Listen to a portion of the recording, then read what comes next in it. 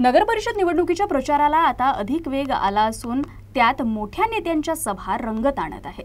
याच पार्श्वभूमीवर 25 नोव्हेंबरला राज्याचे मुख्यमंत्री देवेंद्र फडणवीस यांची प्रचार सभा हिवरखेड येथे आयोजित करण्यात आली आहे।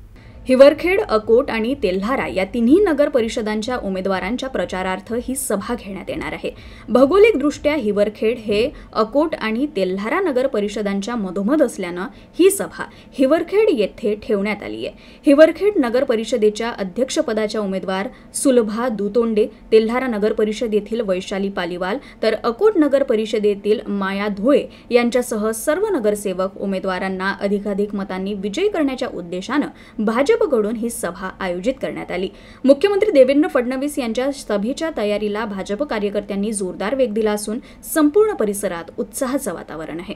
जिल्ह्यातील नगरपालिका निवडणुकांच्या प्रचाराला सुरुवात झाल्यानं आणि मोठ्या नेत्यांची सभा होत असल्यानं राजकीय वातावरण चांगलंच तापण्याची शक्यता आहे। नगराध्यक्ष नगर परिषद निवडणुकाकरिता माननीय श्री देवेंद्रजी यांची जाहीर सभा होत आहे। या सभेची तयारी म्हणून इथं आपण पाहत आहात, तयारी जोरात सुरू आहे। जवळपास 25,000 पेक्षा जास्त लोकांची उपस्थिती राहील असा आमचा अंदाज आहे आणि या निवडणुकीसाठी आम्हाला या सभेचा निश्चित फायदा होईल आणि तिन्ही तेल्हारा, हिवरखेड, अकोट नगर परिषदवर आमचा भाजपचा झेंडा फडकेल असा आम्हाला विश्वास आहे।